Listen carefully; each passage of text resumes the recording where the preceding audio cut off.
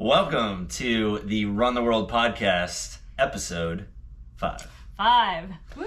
We have a lot to talk about. Yeah, right now, as you can see if you're watching on YouTube, we are in a different setting. So we're in California in the Bay Area for Christmas, and then we're going to Drew's family in Virginia for New Year's. Oh yeah, fun times, vacation times. Yeah. But we didn't want to not do the podcast. We enjoy it that much that even on vacation, we're going to hook you guys up. Yeah. And today we're talking all about injury prevention, common injuries, how to avoid them. We all deal with it as runners. So we're going to kind of do a broad stroke covering of all those things. Yeah.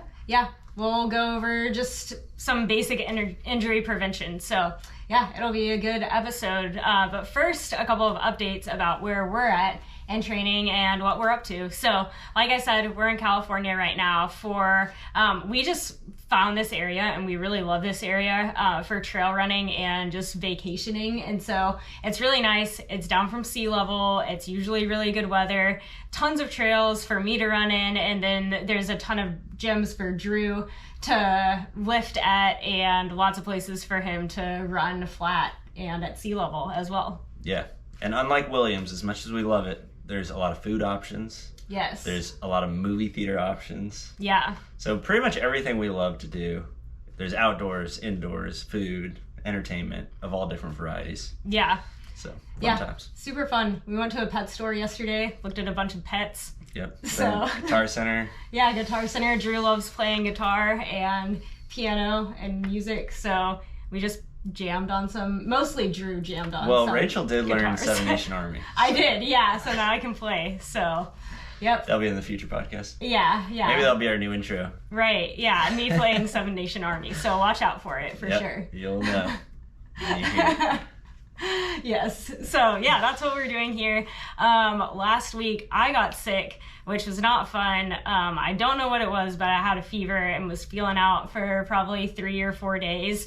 And usually this is a good time to talk about what to do when you're sick as a runner, because it just happened to me. So I feel like it's fresh for me. So if I have a fever and I'm feeling sick, then usually all the time, I just don't run that day, because it's just you're not going to do anything good for yourself. You'll probably actually make yourself feel worse, and you'll probably actually set yourself back a few days in running. So usually I wait for a full day after my fever breaks, like a full 24 hours to even run again. So if my fever breaks at 11 p.m. at night, then I would wait until 11 p.m. the next night to run, but I probably wouldn't do that anyway, because I'm probably going to be feeling bad. So I would just wait a whole extra day to run. And usually if I do that, then I'm pretty good and my sickness doesn't come back. If I try to run when I have a fever, it's really bad. I feel terrible. I set myself back.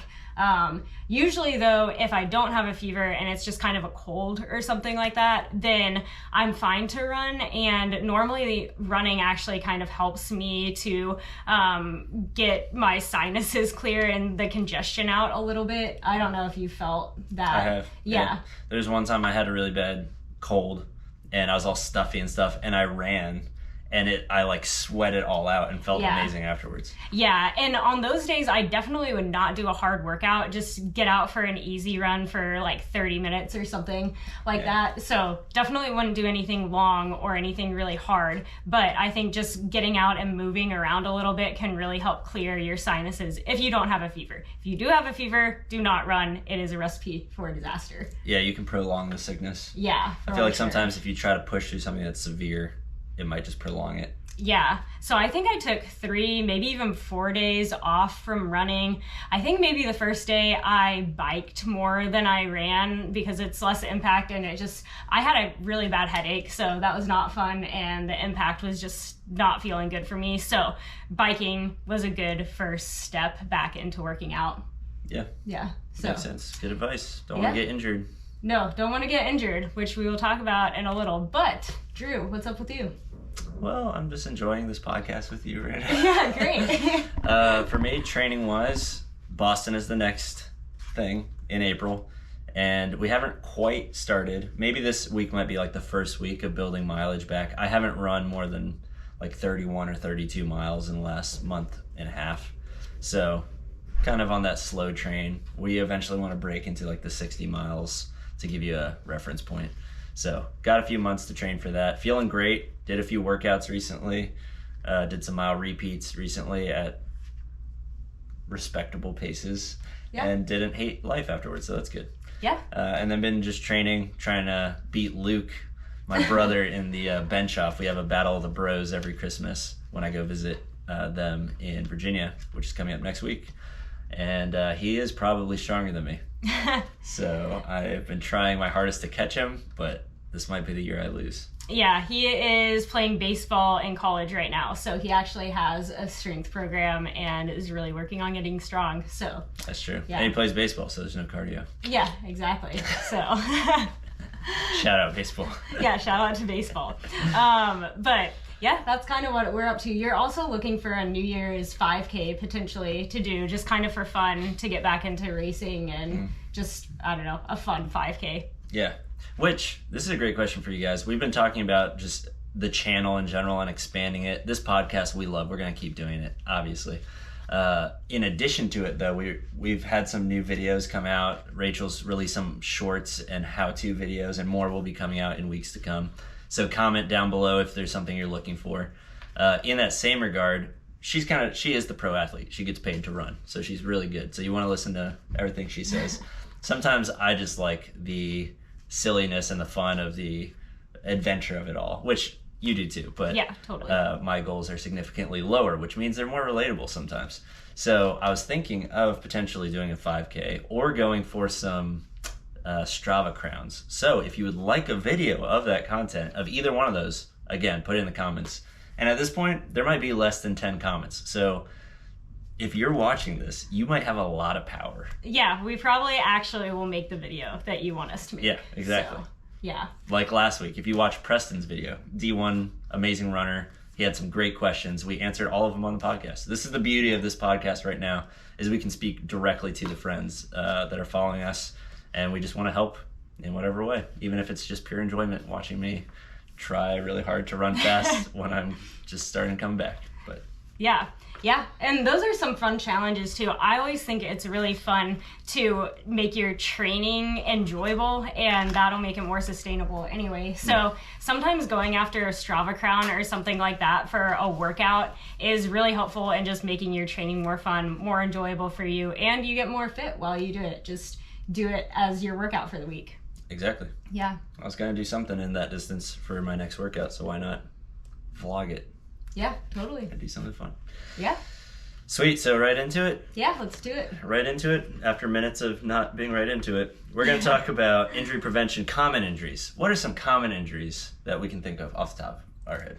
Achilles tendonitis, first one that comes to mind. I think of shin splints. Plantar fasciitis. I think knee problems as a very broad one. Yeah, I think of any kind of stress fractures. Oh, That's I think a big of one. IT bands. Yeah, lots of different. Hips. Yeah. Feet, arches, toes, blisters. There's so many things. Yeah, so many things. So we're just going to go through some injury prevention, and in this episode we probably won't go into the specifics of Achilles tendonitis or really specific injuries, but this is more just for prevention from injuries in general. Yeah, so we have some right here. We have some of the most obvious ones, but maybe you're dealing with one of these or something we don't talk about. Again, that's what the comment section is for. We will read the comments and we make videos kind of dependent on them. So if you want something that we're not giving, just let us know. We'd love to do it. Yeah, if you have Achilles tendonitis right now and you're like, how do I get rid of this? Let us know. That's true. Yeah. We just love you guys so much. Okay, we're going to start with the first one. These are not in any particular order, by the way. They're just random of the ones that came to mind. And also on this, we're going to go through the time and the money parts of this as well. So some of these things, it takes more time than money, and other things are more money than time. But we'll give you some hacks too. So maybe you can save some money or save some time on some of these things. Pro tips. Pro tips. Pro tips from the pro and the wannabe. Okay, right shoes is number one. Yeah. Having the right shoes. Now we're going to talk about like it in this form of what the solution would be. So maybe you have one of the many things that we just mentioned. I would say shin splints or knee problems are caused a lot by having the wrong shoes, probably most frequently. Maybe your arches hurt, or ankles or something like that. Or you get blisters and you're losing toenails left and right and you're like, what is going on? That was me. Yeah. I had the wrong size shoe, but it's still part of picking the right shoe. Right. Yeah, totally. So the first thing that I would do, and we've mentioned this also in a different episode, but go into a running shoe store. They will look at your form, see how you're running, analyze it, and show you a few different options of shoes that are good for you. If you pronate, you're going to want to be in a different shoe than if you're a neutral foot strike. Totally. Yeah, they run a lot. So if you don't run a lot, go see them. It helps. It's night and day. It's not even close. We've talked a little bit about this in podcasts in the past. But yeah, knowing the shoe, doesn't matter the brand, but go in, explain, are you running on trails a lot? Are you running on concrete a lot? Are you running on treadmills a lot? Are you doing 10 miles a week? Are you running 100 miles a week? These are all things that very different shoe types, shoe sizes, tread, everything comes into play. And if you don't know those things, you want to go see a pro. Yeah, go see an expert. It helps so much. And when you're in a running shoe store, you can also try on all the different shoes that they recommend for you, because usually they'll pull maybe 3 to 5 pairs of shoes for you to try. So you can try them on at that store right then. And I know it's a hassle to go into the store, but you really only need to do this one time, because once you find a shoe that you really like and it's working well for you and everything like that, then you can just go online and order the shoe if you want to. Exactly. Yeah. Yeah, so if you go in and they're like, oh, Brooks Ghost, which is a very common trainer, that's what I use.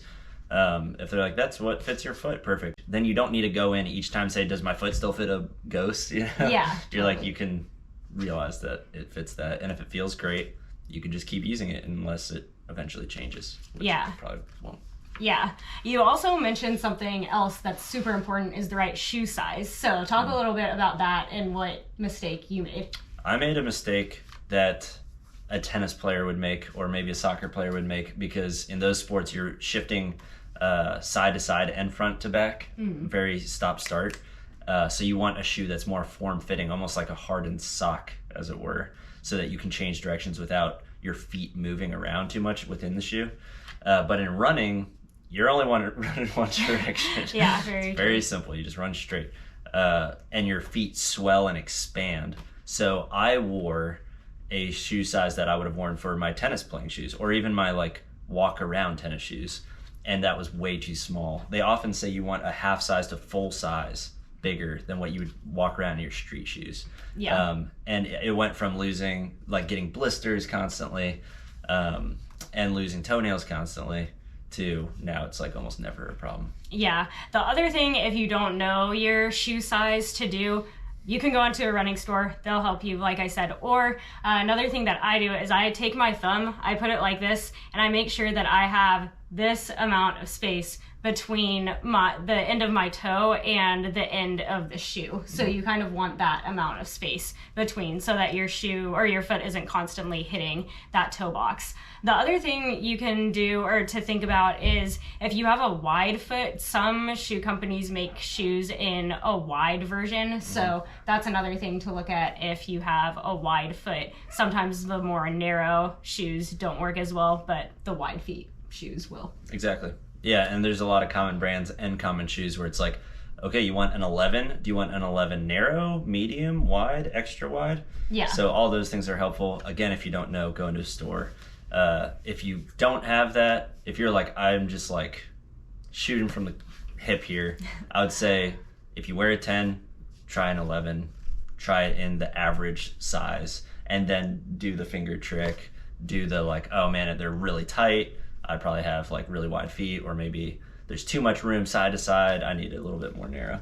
Yeah. Some of it can be learned your own way, but that's where money comes in. That'll be a waste of money if you get it wrong. Yeah. If you get it right and you're lucky, awesome, but unrealistic. It's better to just go in. Totally. Yeah. So for this, if you go into a running store, it's a little bit more time, but then you don't have to do that every single time you have a shoe, or need a new shoe, like we were saying. So the initial first time, it might take a long time to get that right shoe, but once you have it, the time is pretty short to order a new shoe. Yeah. Money-wise, yeah. money-wise, running shoes are the most expensive part of the sport, probably, unless you have really high race fees or something like that. Oh, and the watch. Yeah. But of this list, it definitely is. Yeah. So, but they are probably the most essential equipment that you need when you're running, because you need good shoes. So I would not skimp on getting new shoes. Like, you need new shoes. You don't want to go online and get just old used shoes off of eBay or something like that. They are not going to be good for you. You will probably get injured from something like that.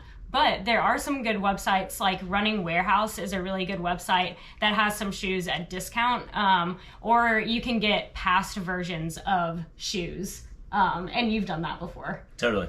Like, I just recently, we're not sponsored by Brooks, but I do like Brooks a lot, and the Ghost 15s just came out, and I've been running in the 14s. I've been running since they were like in the 12s, so when the 15s came out, I was like, okay, time to check Running Warehouse, or even just Brooks' website, which in this case I did. And they're like 13s, 30% off. I'm like, easy. It's almost the exact same shoe. Yeah. And there's rare exceptions where like, oh, I love the 12 and the 13 was just trash. Yeah. But most of the time, it's very similar. Yeah, totally. Yeah. Yeah, when I was in college, I loved the Nike Pegasus, and then they made them so bad when I got out of college. So sometimes the shoes switch from version to version and they're not as good, but normally they stay pretty similar. So I would just go a couple of versions back. Yeah, exactly. Especially if you've worn the old version. If you're running in a 3 of something and the 4 comes out, just keep getting the 3. It'll be cheaper now. Yeah, totally. Yeah. Easy. Yeah. Easy. But I think it's tempting because you go into Running Warehouse or you go into a shoe store and there's like the $70 pair of Nikes and you're like, $70 Nikes? Yeah. And they're running shoes. I should get those. They're cheap. Right. But don't do it. Get the shoe that's right for you. Yeah. But if you can find a cheaper version of the shoe that's right for you, that's new and in good condition, that's totally good too. Yeah. You get what you pay for. Totally, yeah. And this, again, I would say shoes lead to probably the most common injuries. Yeah, I would say so too. Bad shoes do. Yeah, bad shoes. Yeah. Getting the right pair plays the difference, which I would say last point that I can think of, unless you have another one, is mileage. Yeah, switch out your shoes for sure. Yeah, they say every, 3 to 500 or 3 to 400? Yeah.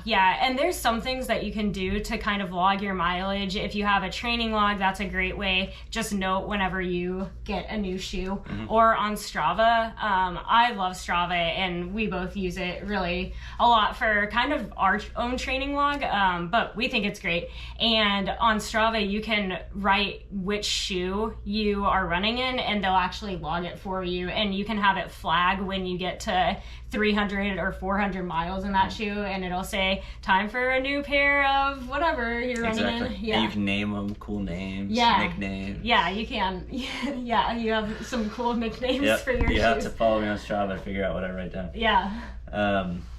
But yeah, I think the mileage is huge. And I have found, for me personally, like, I'm a heavier runner. I'm 6'3", 190 right now. I think no one has ever confirmed this. This is Drew science right here. But I would imagine the heavier you are, like, you're gonna burn through it faster because you're like putting way more pressure on those shoes. Yeah. So for me, at 300, I order another pair and I get them before I get to 350. Yeah. And that's what works for me. But I would imagine the lighter you are, the less wear and tear, the less like damage done per step is. And maybe even how hard you hit the ground too might be a factor. And the surface you're running on. I would say 300 is the minimum that it should be good for. Yeah. But I have found that around 300 to 350, if I go any further than that, I'll be like, man, my knee just hurts for no reason. Like, it's been fine, I didn't twist it, and it just starts hurting. Or like, my ankle just hurts in this place that has never hurt before. Or just a really uncommon thing. That's a sign for me. I probably just need fresh shoes. And 9 times out of 10, I put new shoes on, I'm like, oh, it feels great. Yeah, totally. So there are some signs, and when you run enough and go through enough pairs of shoes, you kind of start seeing those signs like you're talking about. For me, if I start really feeling the rocks, I can just kind of like feel underneath my foot while I'm running and can tell like, ooh, these are getting really thin. I probably need a new pair of shoes. Yeah. Yeah. So that can prevent a lot of injuries. Yeah, that's probably the biggest thing. Yeah, very simple. That was a bigger one. We already touched on changing shoes. We just did that. Mm-hmm. Look at us. Doing well. Doing well. Warm-ups. Warm-ups, super important. Warm-ups as preventing injury. How would that help?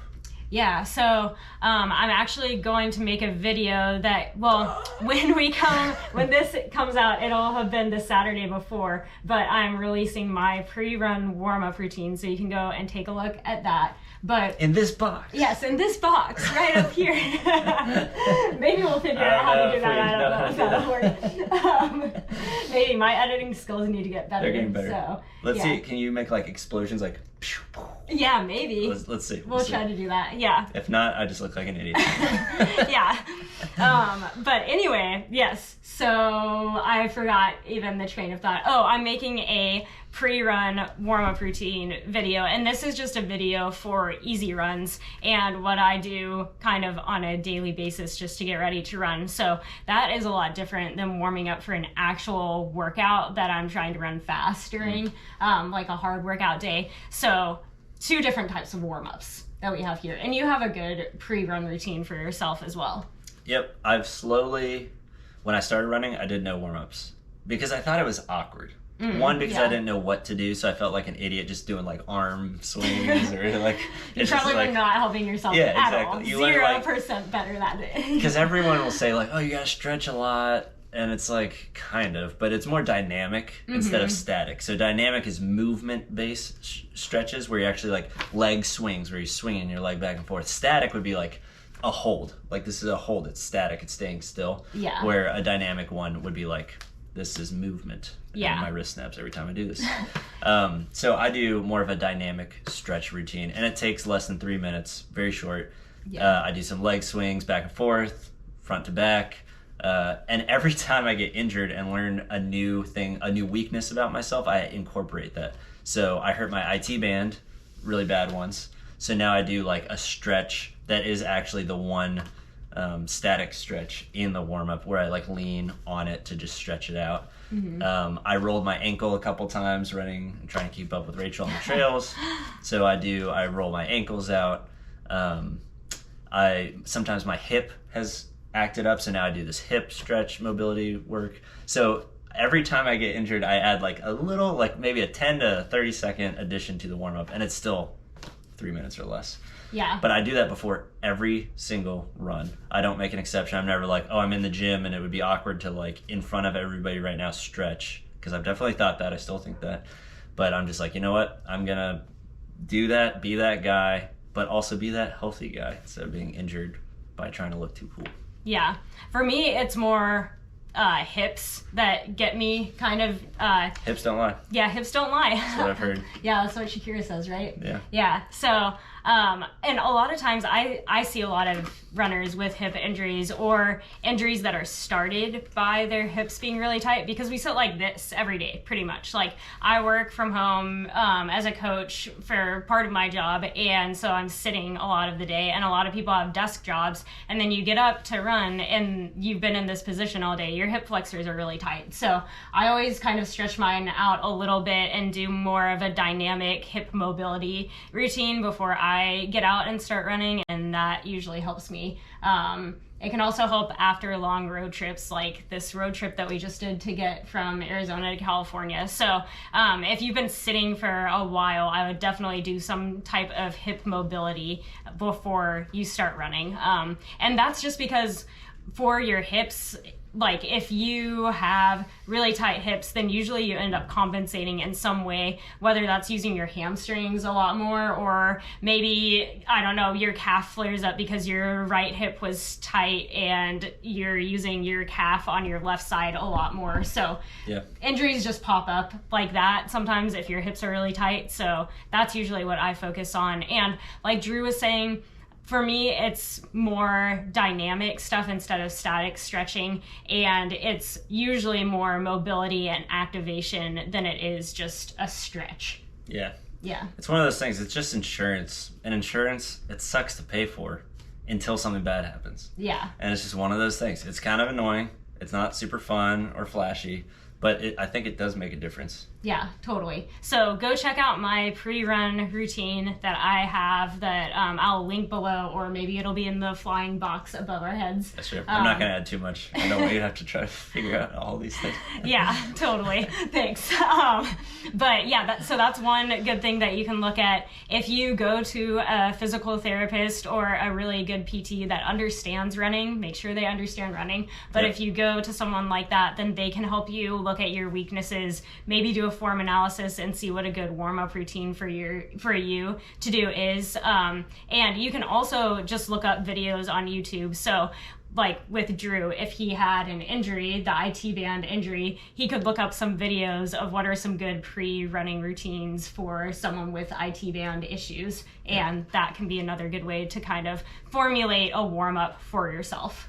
Exactly. Yeah, and everyone's warm-up, there's not one right way to do it. Right. You kind of need to like know your weaknesses and target those so that they don't progress. Totally. You want to keep those things at bay. And for some people, maybe they have things that we don't have that they need to warm up, stretch out. You basically just don't want to go cold turkey right into a run. Yeah. Because there's so many things that could go wrong. Yeah. It's like you don't start your car and just like gas it, You let it warm up. You take it out of the driveway, you go slowly, and then you rev up. Yeah. Because you just don't want to blow something. Yeah, and that's a good point. The other thing that I might do, if I've been sitting for a really long time, maybe I'll walk for a couple minutes even before I start running, or I'll just take that first mile pretty chill and relaxed, even if it's an easy run, just making it even a little bit easier than it needs to be because it's an easy run, so why not? And that can also be a good way to kind of get your muscles moving before you get running a little bit faster. Totally. Yeah. And we won't go into too much detail about this in this particular episode, but this is all stuff that happens like before you're running. But you make a good point. If you're doing like a speed track workout, you might do that warm up, but then you also might do a running warm up. Yeah. Where you do like strides and sprints and 200s before you get to your mile repeats or 800s or whatever. Yeah. And it's another story. We could go in a lot of detail. Preston showed me some really cool drills that he does because he's an 800 guy. And those are actually like running drills that you would do to warm yourself up even more after doing these like non-running drills. Yeah, and I'll talk a little bit, just give a basic structure of that just so that people know, but we won't go into super big detail on it. Maybe we'll make another short video about it. Sure. But usually I do a light warm-up where I'm just jogging around a little bit, maybe 10 minutes to 2 miles. It kind of depends on where your mileage is at. So I'll do a jog, and then I usually do some drills like A skips, B skips, stuff like that. I'll do some strides, just making sure that I'm really warmed up, and then I go into the actual speed workout. Yeah, makes a difference. Yeah, it definitely does. So, yeah. Next thing, foam rolling and gunning. Yeah. Huge. Big things. So yeah, maintenance like this is really, really important if you're a runner. I would say it's just super important. So I have a like Thera gun that I use, and I'll use it a little bit just if I am feeling like something is tight on me. And yeah, it doesn't take that long. You just kind of gun yourself out. If it's before a run and I'm using it, then I usually do like a light just like go over my legs and stuff. And then if it's after a run, then I can go in deeper to some of those spots that are maybe a little bit extra tight. Yeah, that is good. I remember one of the first mistakes I made was we got the gun and it felt good and I was like doing all this stuff, but I had like a workout the next day. Oh yeah. And I gunned it really hard. Yeah, like you were cranking. Deep tissue massage. And it was probably like good if it was after the workout or something, but I woke up the next day and I literally had a bruise on my calf. And I was like, I may have gone a little too hard. Yeah. So totally. you want to be careful and know the timing of it, of like, is it a rest day? Then you can go harder on it. Yeah. If you are about to walk out the door, don't like deep tissue massage yourself. Yeah. It's not going to feel good. No, it's something not. light. Yeah, you could get like a foam roller or a stick. We call it a marshmallow stick. Yeah. Shout out Christy. And we will just like go over it a few times just to like loosen it up and make it feel good. Yeah, some of my favorite brands, I think the marshmallow stick is actually called The Stick if you want to look it up. Maybe we can put links to this down in the description of some of our favorite foam rolling and massage tools. But the stick, I think is what it's called. Roll Recovery has some really, really good recovery tools. They have a roller that has like skateboard wheels on, and that's really good for your calves and IT bands. They also have a really good foot roller, which is awesome. I also use a Thera gun that's just like a massage gun, and that works really, really well for me. Yeah, which I forgot these on the last point because we were going to talk about money and time, because the last few were free. Yeah. Doing like a warm-up takes time, is free. but it's free. It takes time. It takes less than 5 minutes, but it's free. There's a big scale, and we've tried low end, maybe like $30 to $50 guns, and then we've tried Thera guns or like multiple $100 guns.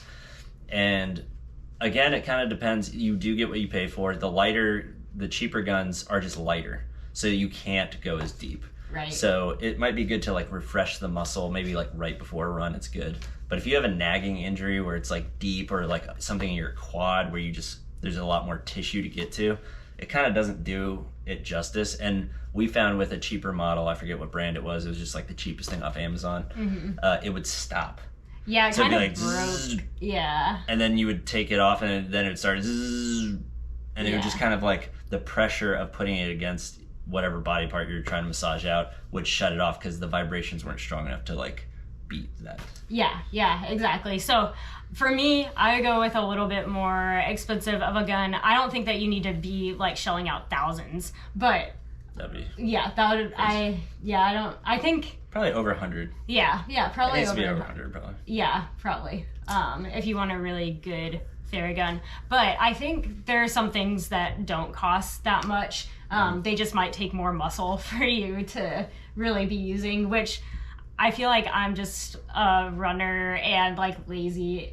Maybe not lazy, but when I'm not running. You're just so lazy, running 100-mile weeks. Yes. Well, when I'm not running, I want my muscles to rest, and I have like no upper body strength. So like trying to roll on a foam roller, sometimes I can't like hold myself up for a long enough time, and it's just I might not be able to get deep enough with a foam roller. So I really like Theraguns to be able to get in deeper, and because my upper body is weak.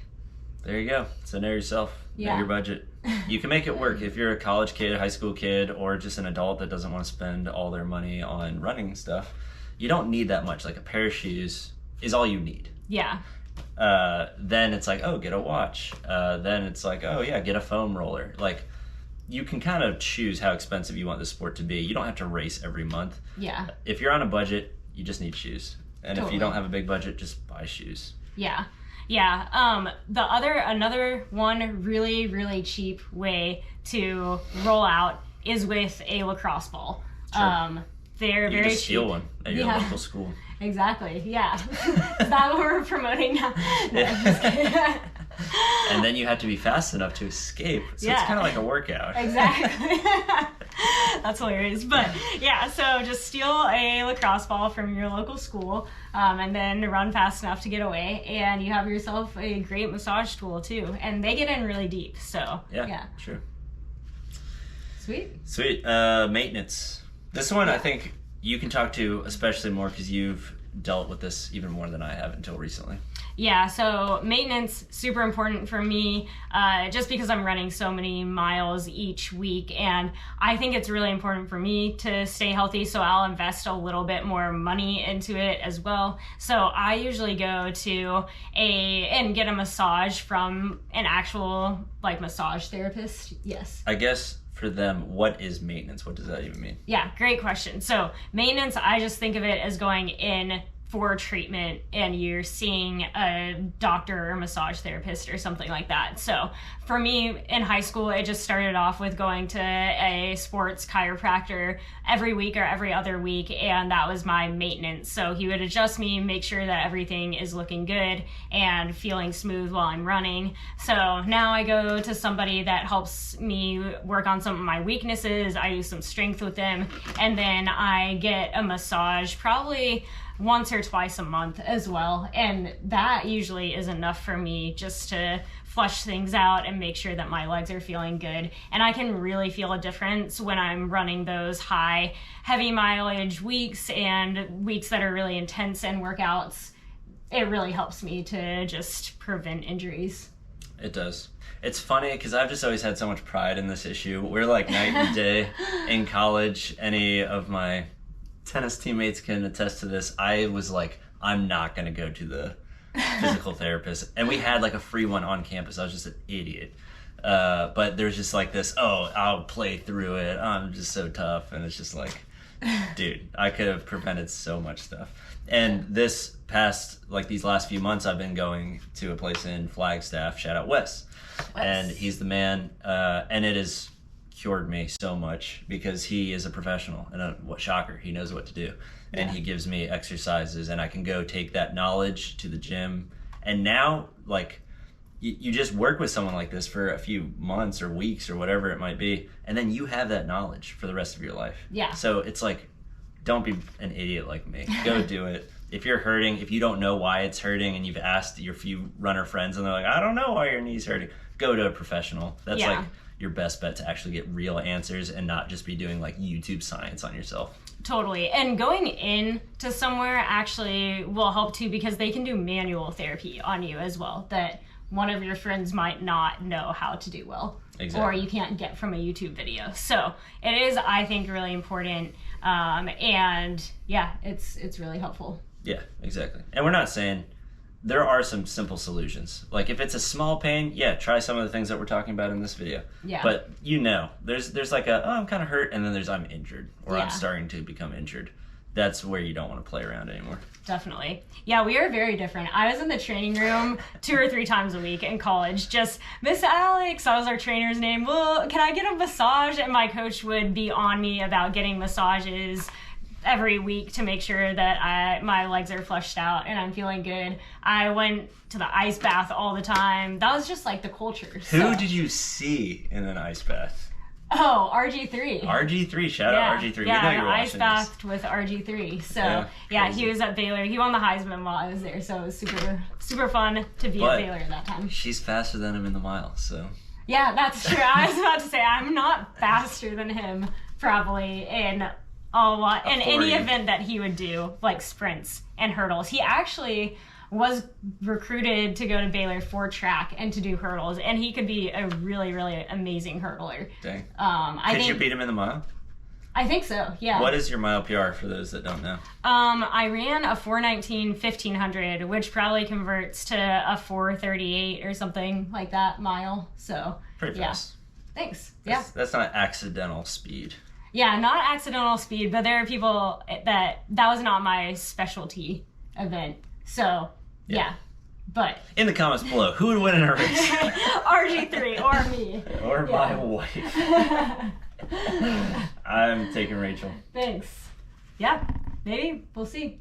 We'll see. You're out there, RG3. When he comes out let us know. To Arizona to race you. Yeah, at altitude. At altitude. Hit him with everything. Yeah, but that was completely off topic. Yes. Yeah, we were very different in college. Right.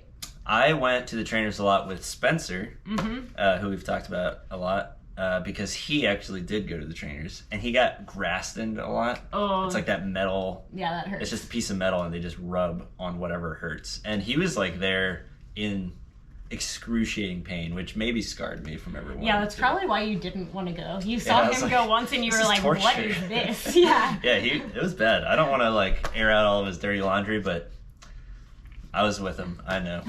Yeah, it wasn't pride that you weren't going. It was just the horror of, utter fear. Yeah, utter fear.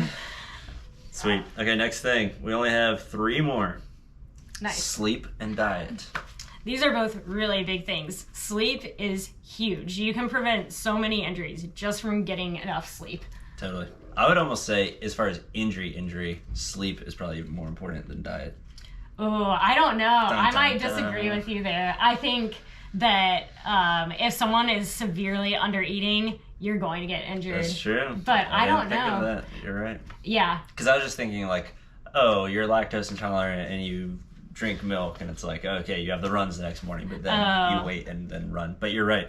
If you're like depleted, if you don't have enough iron or protein, or like you're starving yourself or overeating, like, yeah, you're right, all those things. Yeah, but I don't know. There should be a experiment about that. If you're running sleep deprived, do you get injured faster than if you are just depleted energy wise? That would not be a good experiment. Everyone would be tired, injured, and yeah. Yeah.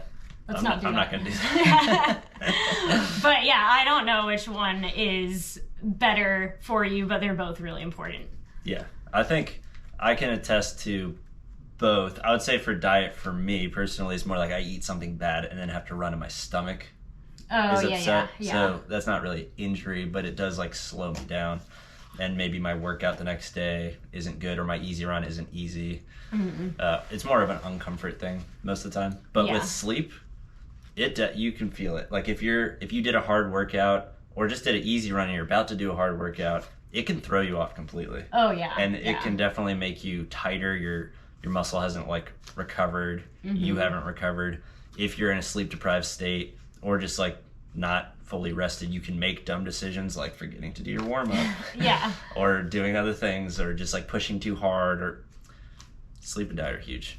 Yeah, I feel like just for me, I can tell if I didn't get enough sleep just because of how I'm breathing during a workout. Like if I haven't gotten sleep, like it just affects me aerobically, I think. Yeah.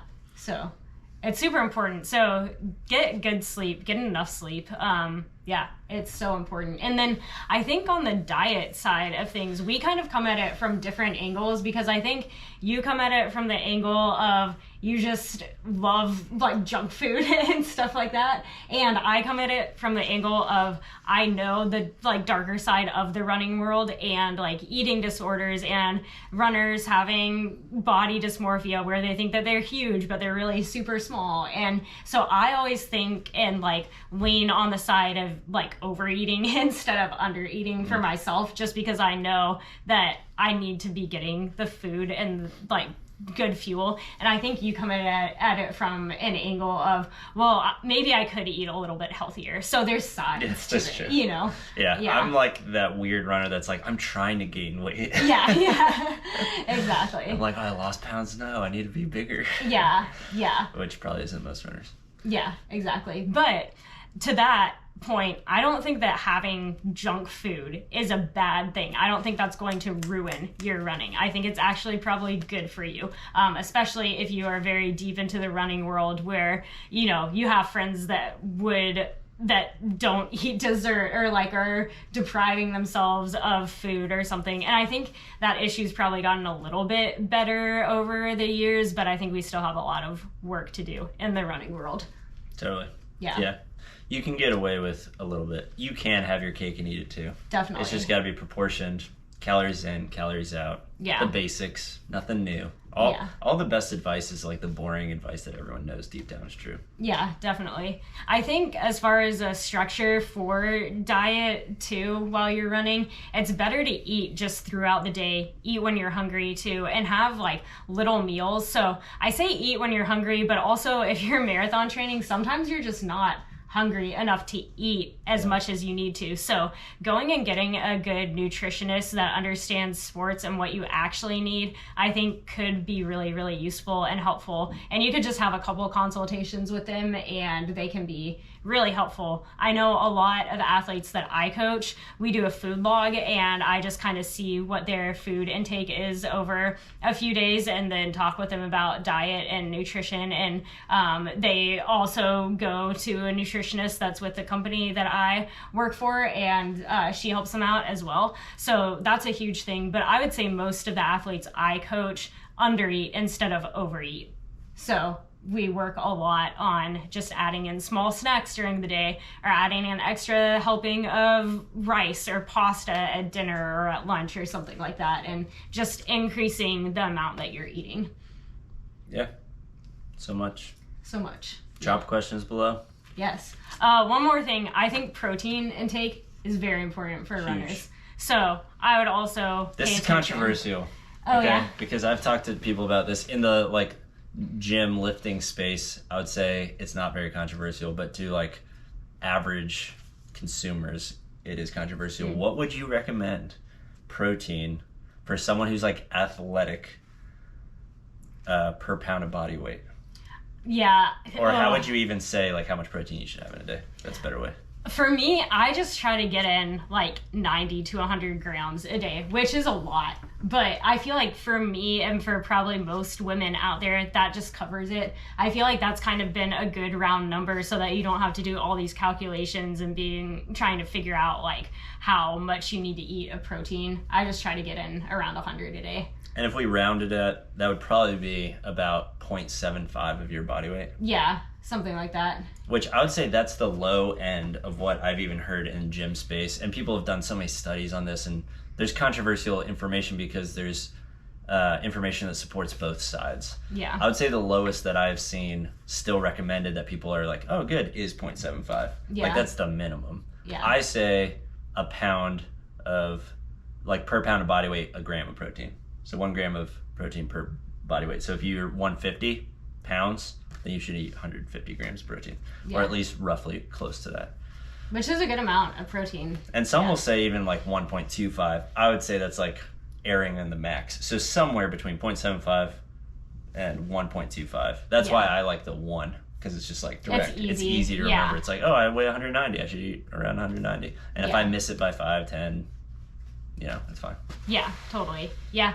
I think that's a good just kind of frame of reference for you. And it is harder to do. Like, that's a lot of protein to get in during the day, which is why I say eat throughout the day and have snacks and stuff. So usually with each snack I try to have a little bit of protein with it. And every meal I have protein as well. So if I'm eating 5 meals a day and I have some protein in all of those meals, usually I'm pretty good. Exactly. Yeah. And if you're keeping track of like your macros, then I think it's best to start with protein. Macros being fat, protein, and carbs. I would start with protein and do whatever you want. If you're a 0.75 person, stick to that. If you're a pound, stick with that. And then like for me, I'm 190 as an example. I would say 190 protein, and then figure out the fat and carb intake. Probably lower fat, higher carbs, because I need to burn a lot of carbs running a lot. And that's an easy way to find your macronutrients if you're that type of person. Yeah. And I think some people don't think of endurance sports as needing a lot of protein. And you're kind of like, why do I need to eat a lot of protein? I'm not a bodybuilder. But with all the pounding that running has, you are tearing apart your muscles a lot as you're running. And that's what you're doing in endurance sports. It's just small tears in your muscles, and they're getting worn out and tired. And so you need to have that protein to help rebuild your muscles and to make you stronger. So that's a really great way to prevent injuries, is just by having enough protein so that your body can recover from workouts. Exactly. I think that was a misunderstanding I had with runners, is especially in college, I was like, oh, they're just like little, so they must be weak. But it's not synonymous necessarily, because you can be small and all you have is muscle and a little bit of fat. Yeah. And that actually you're really strong. Like pro runners are very, very strong. Like your legs are super strong. Your core is very strong for what you're doing. Maybe you can't go squat 400 pounds, but you can go run 100 miles. Yeah, that's true. So there's a strength to be had. So if you think of running as like, it is like a strength sport in that regard, it is very high in endurance, obviously, but you need muscle to provide that amount of endurance. Yeah. Let's skip to this one. Okay, yeah. Because we're just talking about strength training. Yeah, exactly. So the amount, how much do you need?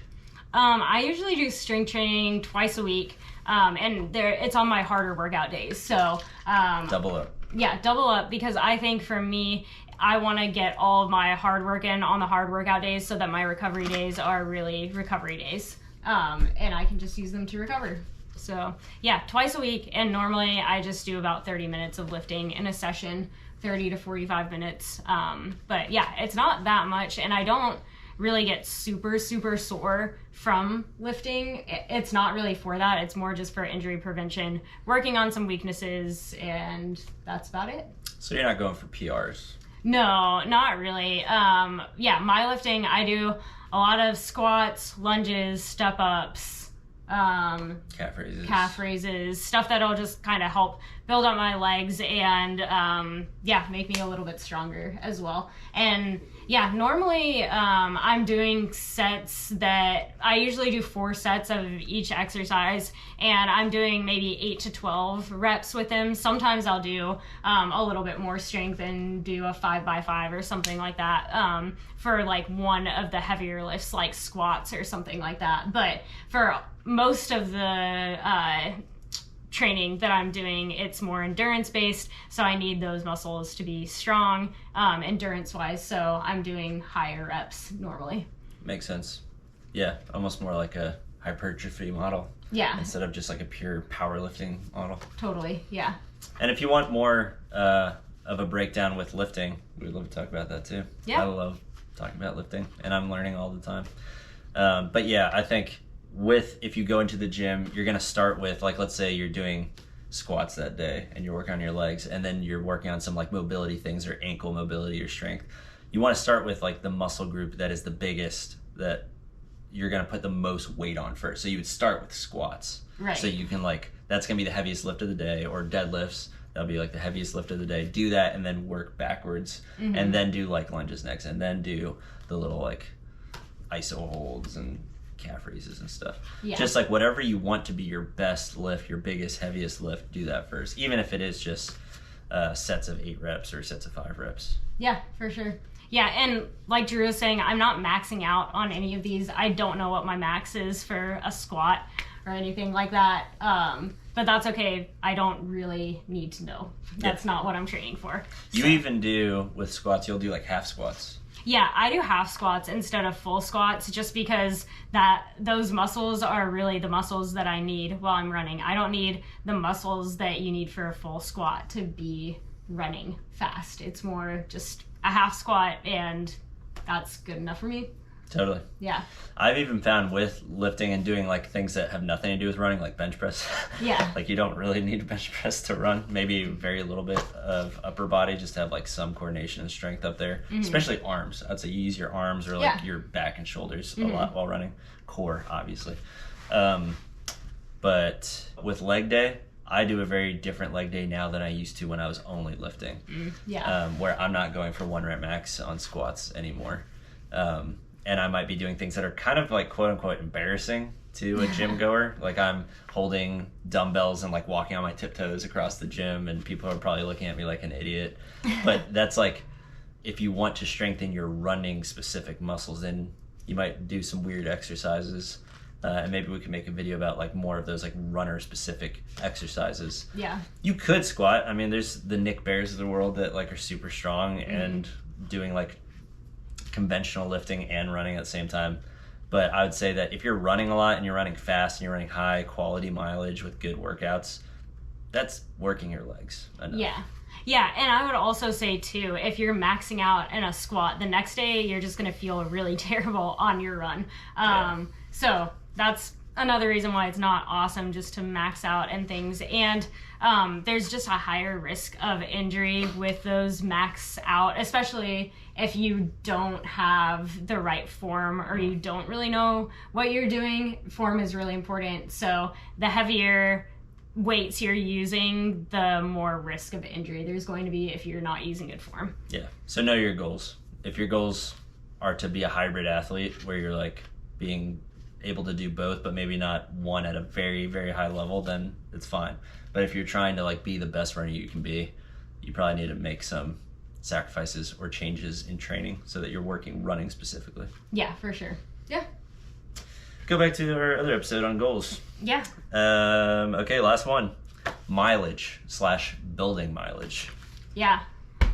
As preventing injuries. That's a big one. Yeah, if you are new to running, I would say build your mileage very slowly. Be more careful than you need to be for building mileage. Yeah. So what that could look like let's say you're running 15 miles to start. Yeah. Which that might be a lot or a little to you, but let's say that's where your starting point is, where you can comfortably run 15 a week and not be injured and be healthy.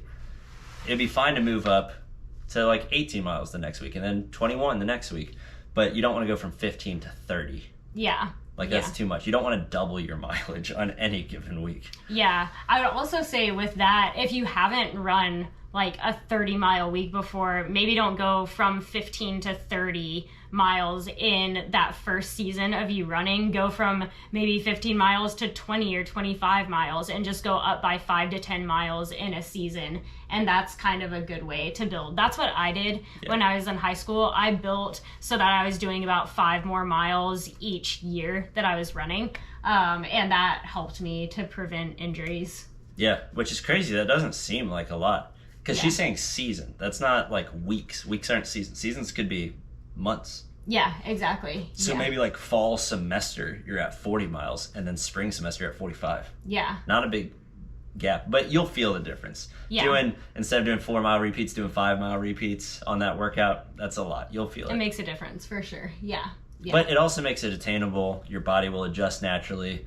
I remember when, before I qualified for Boston, we built from about 45 to 55 over the course of 6 to 9 months. Mm-hmm. And it didn't feel that dramatic because it was a very slow buildup over, 3/4 of a year. Mm-hmm. But then my legs just felt that much better. And then a marathon felt shorter and shorter and shorter and easier, especially since my target pace didn't change. Right. It was just mileage. Yeah. And I would say on the mileage front too, if you're really new to running, you don't need to run every single day yet. You could run maybe 4 or 5 days a week to start off and see how that feels and then build from there. I think it's way better to run 4 or 5 days a week and get in 3 to 5 miles every day than it is to try to run 1 mile every day of the week or something like that. Totally. You're going to be building more endurance if you spread it out a little bit through the week and maybe run every other day or something like that. Totally. Yeah. Build it slow. You can make up a lot of mileage in your long run. Yeah, so, you really can. Like, my easy days recently over the last 3 months have all been 4 miles. I just do 4 miles on easy runs. But I've gone from 10 miles up to 30 miles, which isn't that much for me right now. But my easy days always stayed at 4. It was the long run that got slowly longer, and my workout day added mileage. So your average day might not change. I've never had a week where I've run more than 7-mile easy runs. Yeah. Ever. And that's varied from 10 miles to 60 miles. So it was my long runs and my workouts that those mileages increased. Yeah. So you can increase mileage for quite a bit before your easy runs feel the weight of that change. Yeah, definitely. Yeah. I would also say on the mileage subject, intensity also matters. So you can't run hard workouts every single day. That's another way to burn out and get injured. So you need to be doing most of your miles easy, which means conversational, and you're just able to talk as you're running, and it's quote unquote easy for you. And then once or twice a week, you have a day where you're doing a harder workout. And I would say if you're a beginner runner and you haven't worked in intensity yet into training, start building your mileage first and then add in 1 day of intensity, and try to do something a little bit speedier. And then once you're used to that, then you could add in 2 days where you're doing something a little bit speedier. Yeah, that's great advice. Because starting out, who cares about your speed yet if you can't do speed without getting hurt? Yeah.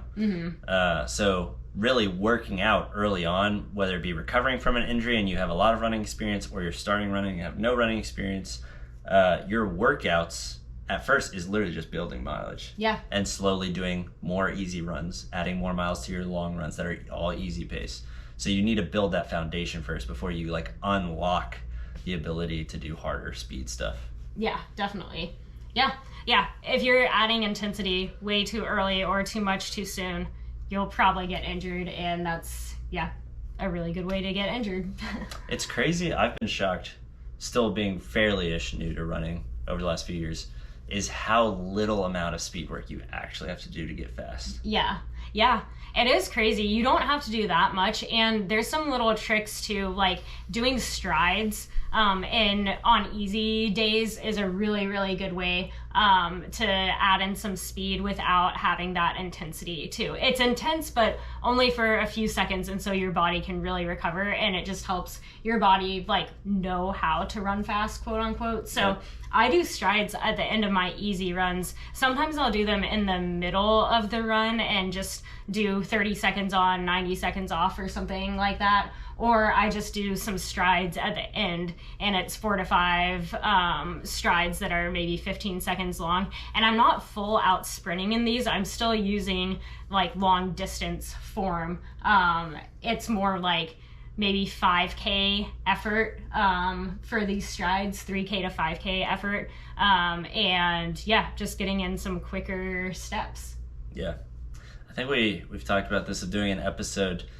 Tell us if this would be helpful, depending on how new to running you are or not. I know for me this would have been helpful years ago, is the difference between all these very runner terminology concepts of like, what's strides, what's pickups, threshold, like VO2 max, all these things where runners will just be like, oh, you hit this and blah, blah, blah, and blah, blah. And you're like, what are you talking about? Maybe a lot of you are tracking because some of you definitely aren't runners.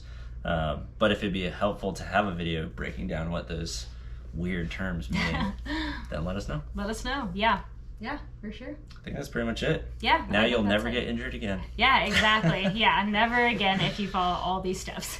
No, you might get injured, but that's okay. I think the other thing for injury prevention, just really fast, this is like a quick tip that I've used, is if I start feeling something come on, like injury-wise, if I've felt it for more than 3 days, I take 3 to 4 days just completely off of running. Maybe I'll bike or go for some hikes if that's not hurting whatever is hurting. But that's been a way that I have prevented a lot of injuries from happening, and a way that I haven't prevented them from happening if I have not done that. So sometimes I feel it and I'm like, oh, but it's not that bad. It's not terrible. And then I just keep running on it and it gets worse and worse. And then I'm out for 2 months instead of 3 or 4 days. So always better to be cautious with the injuries too. And know your body. If you feel something coming on, way better to stop earlier. Yep, exactly. Be smart. Yeah. Just use good judgment. Yeah. With your workouts, with your mileage, with the shoes. Like everything we just said, you can take it to the extreme, and there's always those moments where you're like, I'm going to go do this workout for no reason. But it's like, don't push it. Yeah. You can push it, but just know your odds of getting injured go up dramatically. Yeah. And you're going to regret it, Most injuries are preventable. Harsh reality is you will get injured. We're going to get injured. She's a pro. She still gets injured. Yeah. Crap hits the fan sometimes, and you can't prevent it. And it's not always your fault. It might be your body. You might have an imbalance that just like you're born with it, and you can't fix it until you see someone and they can correct misalignments and stuff like that. Yeah. But a lot of them are preventable by using good judgment, not getting ahead of yourself, trusting the process. Yeah, totally. All the boring stuff. Yeah, it's boring, but in a way it's kind of a little more simple than you might think. And yeah, some people have been dealing with injuries for a long time, and maybe one of these things will help you out so that you don't get injured as much, hopefully.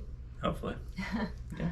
Sweet. Well, we'll see you on the next episode. Yeah, thanks for watching.